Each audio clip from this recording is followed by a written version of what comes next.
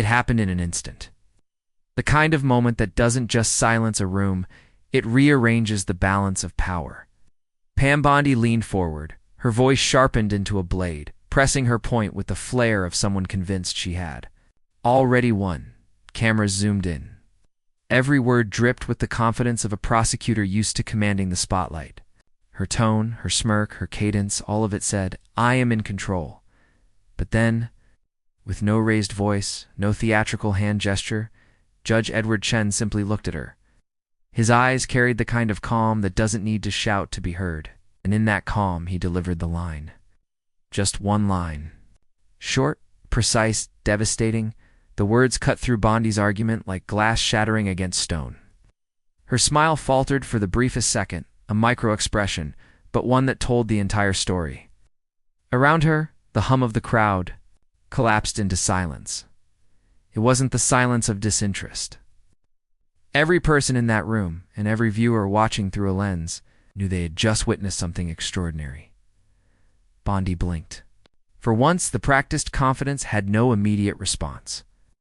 Her trademark counterpunch hung suspended in the air, unspoken, impossible to deliver. Because Chen's line hadn't just addressed her argument, it had dismantled the foundation. Beneath it, and then came the wave. A murmur from the gallery, a shifting energy that swept through the space like the first gust of wind before a storm. Even those who had walked in rooting for Bondi felt it. The power dynamic had flipped. The cameras caught every flicker of disbelief, every raised eyebrow, every widened eye. Goosebumps rippled across living rooms as the clip replayed online within minutes. People paused, rewound, and replayed again. How could one man, with one measured line, unravel someone so practiced at the art of spectacle? The answer wasn't just in the words themselves.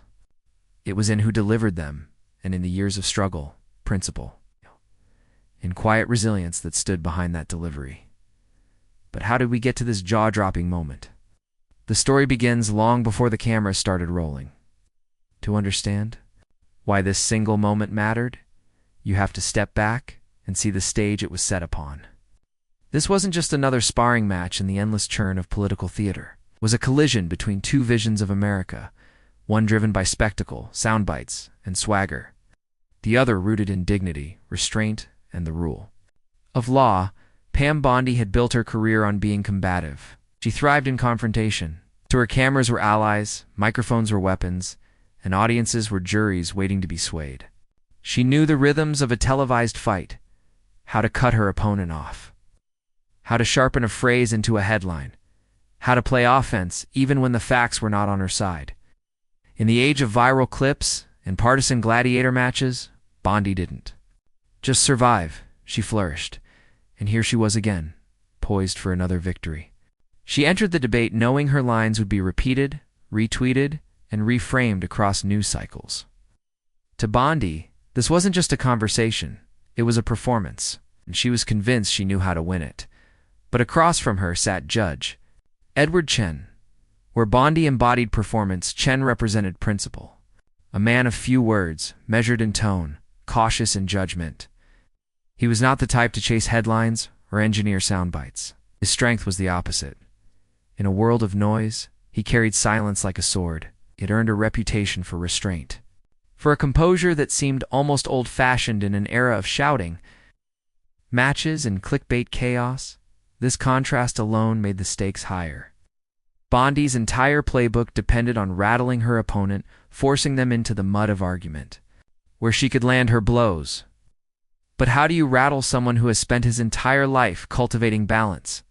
How do you shake a man who has endured storms larger than a televised spat, who has carried the weight of an immigrant family's hopes and transformed them into quiet achievement?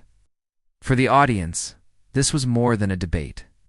It was a symbolic showdown. On one side, the arrogance of politics a spectacle, loud and relentless. On the other, the dignity of a man who understood that truth doesn't need to shout to be heard. And the nation was watching.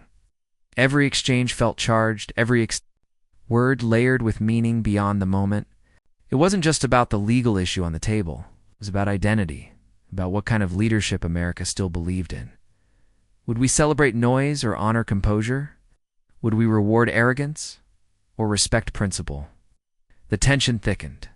With every passing minute, social feeds buzzed as snippets of Bondi's jabs began circulating. Supporters cheered her bravado. Critics braced for Chen's reply. You could feel the country holding its breath, waiting to see if the calm judge would remain silent or if he would finally strike. And then, when the collision came, it would not be with the bluster Bondi expected. It would be with a line. So sharp, so unexpected, that the entire performance she had staged crumbled in an instant. What would happen when these two worlds collided? The answer was coming, and it would leave the nation stunned. Pam Bondi never walked into a room quietly. From her earliest days as a prosecutor, she seemed to understand instinctively that law and politics were as much about image as they were about facts. Blonde, camera-ready, and fiercely ambitious, she knew how to craft a moment that would play well on the evening news, and for years, it worked. Bondi became the kind of figure who seemed built for the spectacle of modern politics. Sharp-tongued, media-savvy, and always ready for a fight. Her rise to national prominence was no accident. She leaned into the persona of the tough attorney who could cross-examine anyone into submission. In Florida, where she made her mark as Attorney General, she embraced high-profile cases that gave her the opportunity to stand in front of microphones and deliver her lines. She had a gift for transforming legal disputes into political theater, and she relished the role. But ambition has its shadows. Bondi's career was punctuated by controversies that clung to her like smoke after fire. She positioned herself as a champion of justice, yet critics pointed to moments when justice seemed to bend under the weight of her political alliances. Questions were raised about campaign donations, about decisions not to pursue certain investigations, about whether her office was always guided by principle or more often by expedience. One controversy stood out above the rest: the donation her campaign received from Donald Trump's charitable foundation around the same time her office chose not to pursue a fraud case against Trump University. To her critics, this was proof of her willingness to trade justice for political favor. To her defenders, it was business as usual in the rough-and-tumble world of politics. Either way, the image stuck. Pam Bondi, as the prosecutor who sometimes played more for the powerful than for the people. And yet through it all, her confidence never wavered. If anything, it grew. She carried herself with the energy of someone who believed she was untouchable. Every televised debate, every fiery exchange reinforced her brand: the woman who wouldn't back down, who always had a sharp retort ready, who could bulldoze opponents with a smile. That brand made her beloved in certain circles. Among conservative audiences hungry for figures who could dominate the liberal establishment, Bondi was a star. She could spar with cable news hosts and leave them fumbling. She could deliver a one-liner that became the headline of the day. She was, in short, everything a political showman was supposed to be in the 21st century: loud, fearless, unapologetic. But there was a contradiction at the heart of her persona. For all her talk about defending values, her career often seemed less about principle and more about performance. Theatrics took precedence over substance. Loyalty to allies outweighed loyalty to truth. Our critics argued she represented the hollow core of modern political culture: all flash, no foundation. Still, Bondi didn't flinch, strutted into debates certain of her ability to command the room. She relied on the same strategies again and again: overwhelm with bravado, deflect with confidence, never let the opponent dictate the tempo. She played the game of political theater so well that even when scandals swirled, she seemed to skate above them, smiling all the while. And that's what made the moment with Judge Edward Chen so electrifying. Because arrogance carries with it an inevitability. Sooner or later, it meets a wall it cannot push past. For Pam Bondi, that wall wasn't a louder opponent or a more aggressive debater. It was the calm, unshakable composure of a man who didn't need spectacle to win. She had made a career out of turning debates into performances. But this time, the stage was not hers alone.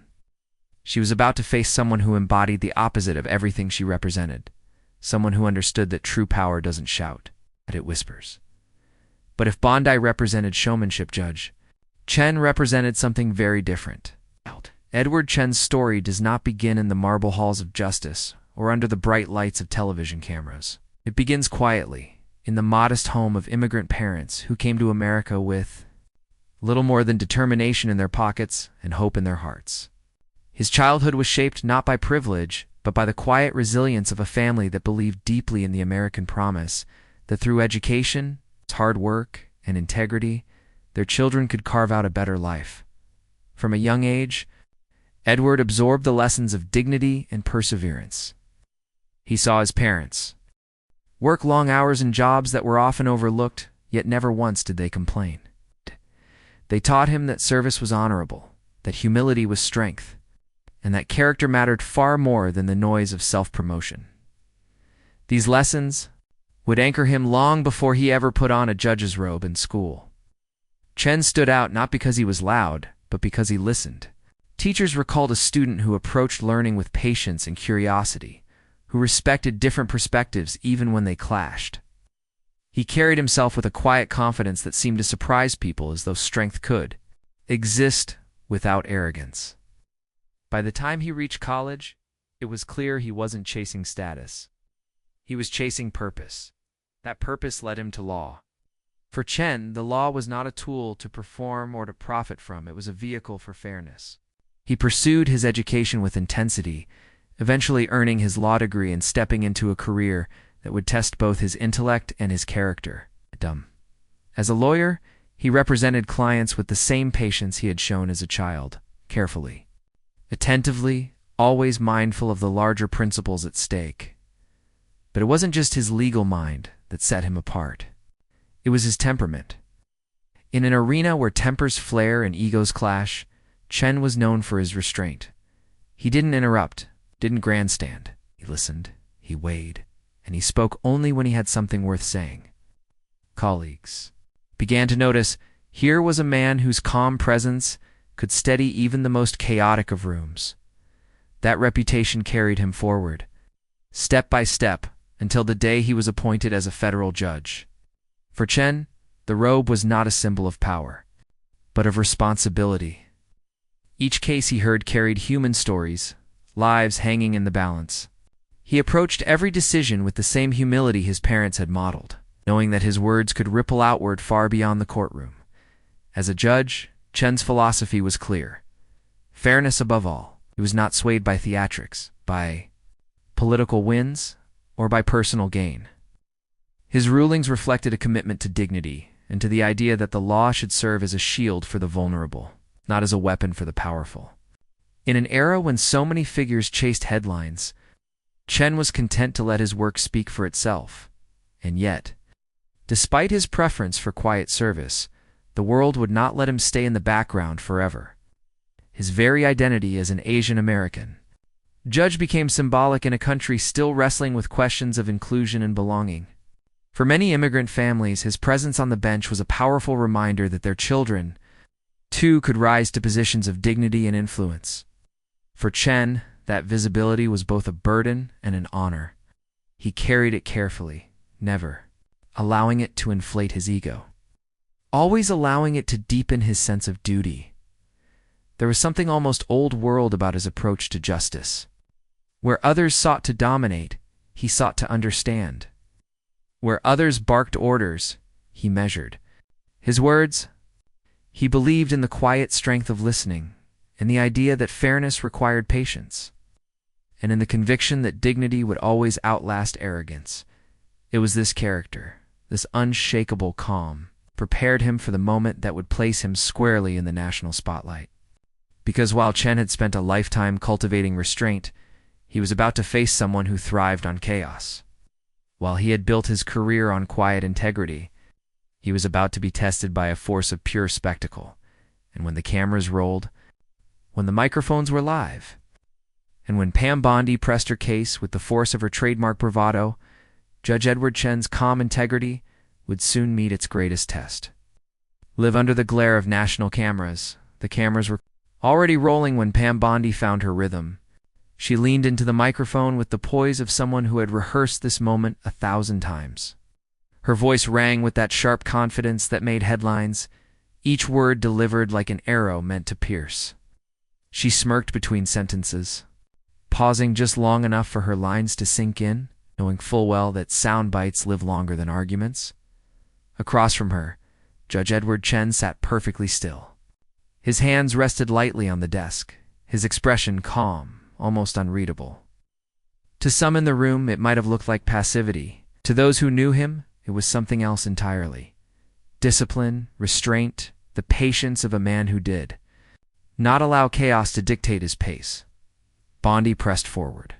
She gestured broadly, her tone rising, her words designed less to persuade Chen than to play to the audience beyond the cameras. Every jab carried the subtext of ridicule, the confidence of someone who believed the stage belonged to her. Cut into him with practiced precision, reciting lines crafted to sting, daring him to lose his composure. The tension in the room thickened with each exchange.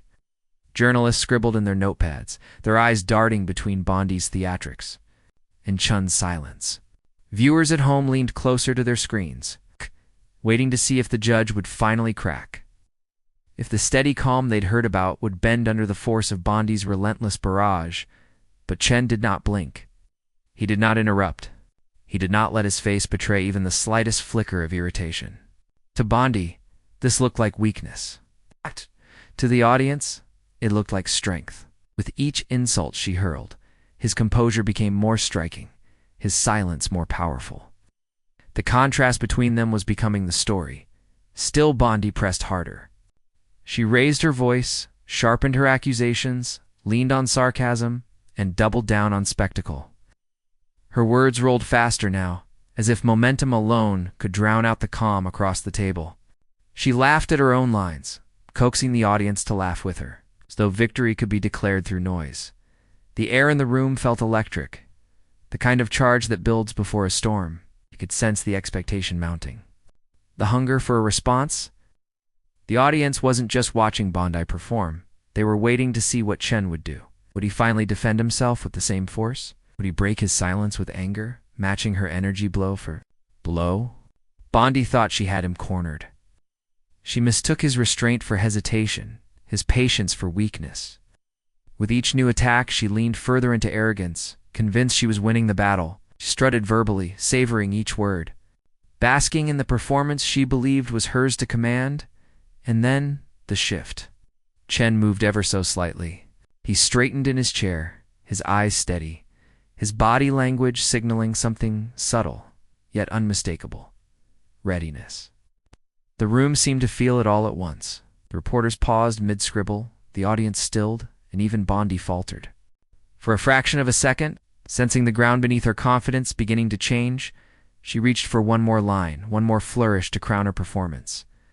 But just as she reached peak arrogance, Judge Edward Chen leaned forward with just a few words that changed everything. It began with a pause. Not the kind of pause that comes from searching for words, but the kind that is deliberate, sharpened, and meant to command attention. Judge Edward Chen leaned forward, his hands still folded, his voice measured but firm. The room felt it before he even spoke. A shift in air pressure, the anticipation of something about to break. Pam Bondi was still mid-performance, savoring the applause lines only she could hear in her own head. Her confidence spilled over into smugness, the kind of energy that told everyone she thought she had the upper hand. But then Chen spoke, and everything changed. "Miss Bondi," he said, his tone steady. "Unhurried, in this courtroom, truth isn't decided by who shouts the loudest." The words landed like a gavel. Simple, undeniable, devastating. For a second, silence swallowed the room whole. It wasn't the silence of boredom or indifference. It was the silence of an audience stunned into stillness, as if they had all been, holding their breath without realizing it. Bondi's smirk froze, her practiced bravado stuttering as though her mind had been caught off guard. Her lips parted, but no sound came. For the first time in the exchange, she wasn't driving the tempo. Chen was. The timing was surgical. He hadn't rushed. He hadn't snapped back at her insults. He had waited, let her dig herself deeper into her performance, and then with one calm line dismantled the entire edifice she had built. The brilliance wasn't in the cleverness of the phrase, but in its restraint. It wasn't about outshining her theatrics. It was about exposing them for what they were, noise without substance. You could feel the audience absorbing the moment in waves. First came the shock, the realization that Bondi had just been undercut in front of everyone. Then came the thrill, the satisfaction of seeing arrogance punctured by dignity. A murmur rippled through the gallery, faint but undeniable. The kind of sound that told you people would be replaying this moment for years to come. Bondi tried to recover. She leaned forward, forced a laugh, as if to brush off Chen's words, but it didn't land. The laugh sounded brittle, rehearsed. The kind of sound someone makes when they're trying too hard to convince the room they're still in control. Her eyes darted for just a second, and that second was enough. It betrayed what her smile tried to hide. She was rattled. Chen, by contrast, didn't press. He didn't gloat. He didn't need to. The line hung in the air like thunder before.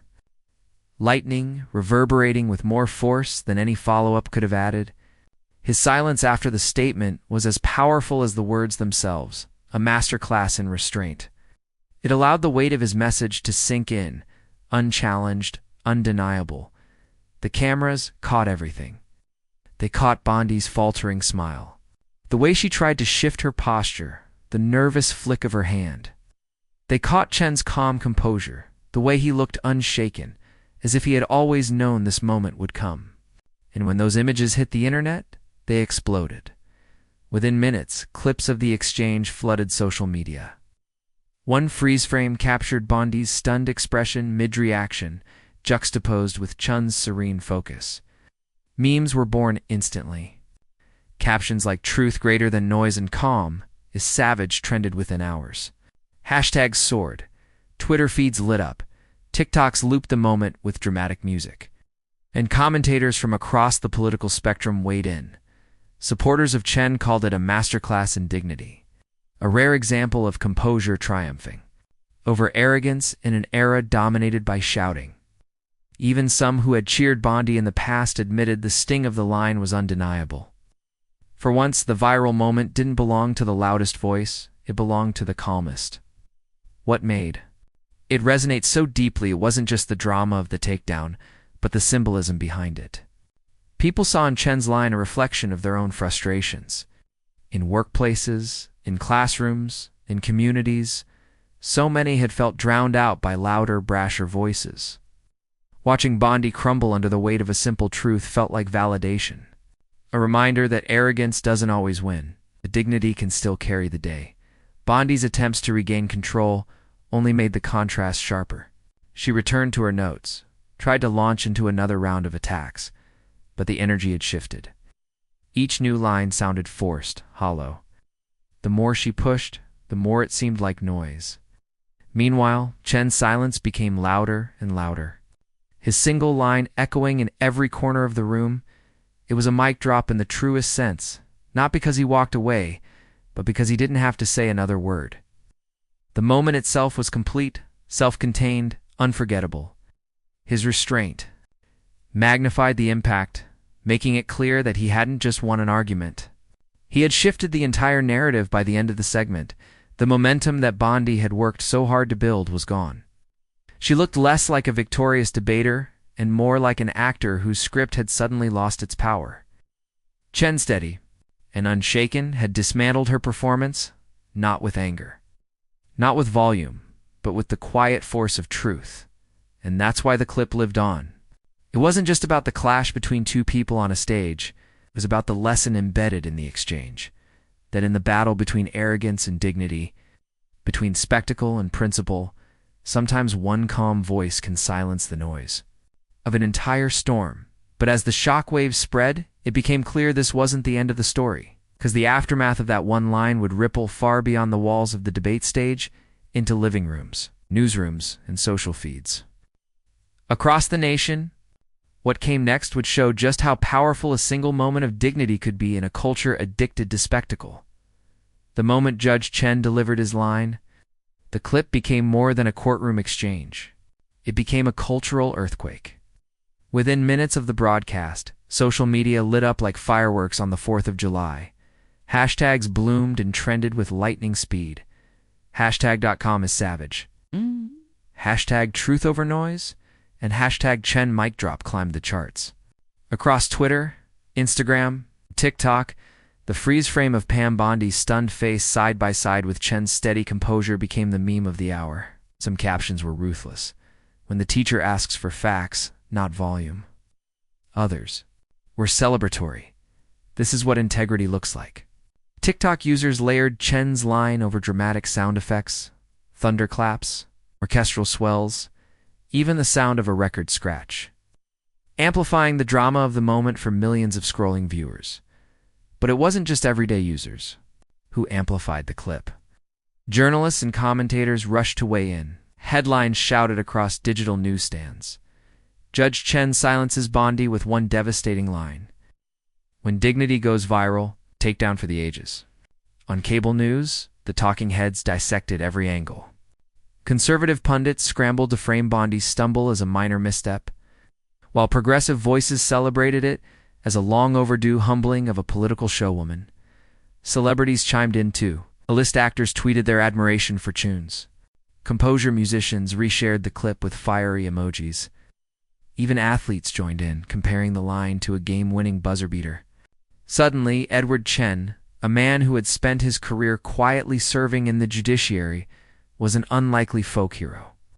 His calm, measured delivery resonated in a world exhausted by noise. Meanwhile, Bondi's camp scrambled, her allies released. Statements framing the judge's remark as condescending or elitist, trying desperately to shift the narrative. But it was too late. The internet had already crowned its victor. Each attempt to spin the moment backfired, reinforcing the image of arrogance collapsing under dignity. Bondi's usual bravado, once her armor, now seemed like a costume that had been ripped away under the glare of the spotlight.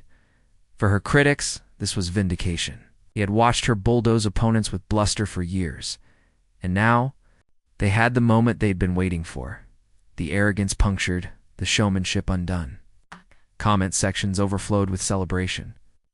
Finally, one user wrote, "Someone shut her down without even breaking a sweat." Another added, "This is the America I want to believe in, calm, fair, and fearless." The ripples extended far beyond social feeds. In classrooms, professors replayed the clip as an example of rhetorical power rooted in restraint. In offices, workers shared it during coffee breaks, joking about using Chen's line the next time someone tried to shout them down in a meeting. Families discussed it at dinner tables, turning the exchange into a parable about dignity and patience. It was clear that Chen's words struck a nerve not just because of who said them, but because of what they represented. People saw in him a reflection of what they longed for, a leader who didn't need to roar to command respect, a reminder that principle could still triumph in an age addicted to performance. And yet, as powerful as the memes, headlines, and hashtags were, the deeper resonance of the moment went beyond internet validation. It tapped into something far more profound, a cultural hunger for dignity, for truth delivered without theatrics, for a model of leadership that felt authentic in a world drowning in spectacle. But beyond the memes and sound bites, the deeper meaning of this moment struck a nerve across America. What lingered after the clip went viral wasn't just the thrill of a takedown, it was the symbolism. People weren't replaying Judge Edward Chen's words merely because they embarrassed Pam Bondi. They were replaying them because those words represented something deeper, something America had been starving to see. In a culture oversaturated with noise, arrogance often masquerades as strength. Whoever talks louder, whoever interrupts more, whoever crafts the sharpest insult tends to dominate the headlines. For years, this spectacle has been rewarded. Bondi built her brand on it. But Chen's single measured line reminded the nation that true strength doesn't need to bellow. Dignity speaks softly and still commands the room. It was a revelation wrapped in simplicity. When Chen said that truth is not decided by who shouts the loudest, he wasn't just speaking to Bondi, he was speaking to an entire country. He was speaking to every person who has ever felt silenced by arrogance, every immigrant who has been talked over, every worker ignored in a meeting, every student dismissed in a classroom. He gave voice to the quiet conviction that patience, fairness, and integrity are not weaknesses. They are the very foundations of leadership. This moment resonated not because it was flashy, but because it was timeless. It echoed the values woven into America's identity at its best: fairness above favoritism, service above self-promotion, resilience over bravado. Chen embodied those values in a way that felt rare and refreshing. He didn't come to the stage seeking fame. He came with the humility of a man carrying the lessons of his immigrant parents. The discipline of years spent listening before speaking, the courage to let silence carry his words farther than arrogance ever could. For viewers, the clip was more than entertainment. It was a reminder that leadership doesn't always look like dominance. Sometimes it looks like restraint. Sometimes it looks like patience. Sometimes it looks like the refusal to be dragged into the mud, even when provoked.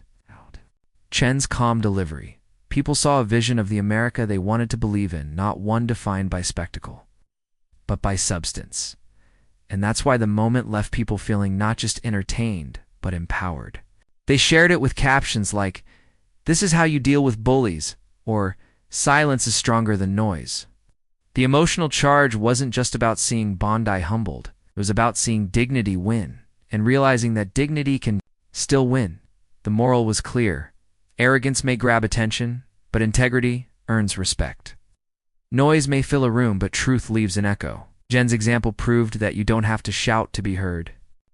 You just have to stand firmly in principle, and let arrogance collapse under its own weight. And so, the story of Judge Chen versus Pam Bondi became more than a viral clip. It became a parable, told and retold about what it means to lead with character in a time that often rewards spectacle. The lesson was unmistakable. In the face of arrogance, stand with dignity. In the face of noise, speak with truth. And in the face of spectacle, remember that America's greatest strength has always been the quiet resilience of those who refuse to compromise their values. Because in the end, leadership isn't about who takes up the most space in the room. It's about who leaves the deepest impression once the noise has faded. And so we return to where it all began. One room, one exchange, one line. Judge Edward Chen didn't just shut down Pam Bondi. He shut down the idea that arrogance is strength. He shut down the notion that noise equals truth. And he reminded America, in just a few calm words, that dignity will always outlast spectacle. This was more than a viral clip. It was a snapshot of values colliding. On one side, showmanship, ego, the desperate hunger for the spotlight. On the other, patience, principle, and the quiet confidence of a man who didn't need to prove himself with volume. In that contrast, viewers saw something they could carry into their own lives: the power of restraint, courage of calm, the strength of integrity. And here's the truth: we need more of it. We need more leaders willing to put service above self, more voices willing to speak with clarity, not cruelty. More reminders that justice, fairness, and dignity are not old-fashioned ideals, but living values worth defending every single day. If this moment spoke to you, don't let it end here. Subscribe to this channel for more stories where integrity triumphs over arrogance. Leave a comment below. Tell us how Judge Chen's words resonated with you, or share a time when dignity cut through the noise in your own life. Above all, share this video. Spread it. Let it echo louder than the hate, the noise, arrogance we see too often, because the lesson is clear. Dignity doesn't just silence arrogance, it outshines it. And when we choose to carry that lesson forward, we keep truth alive. Together we can keep dignity louder than hate.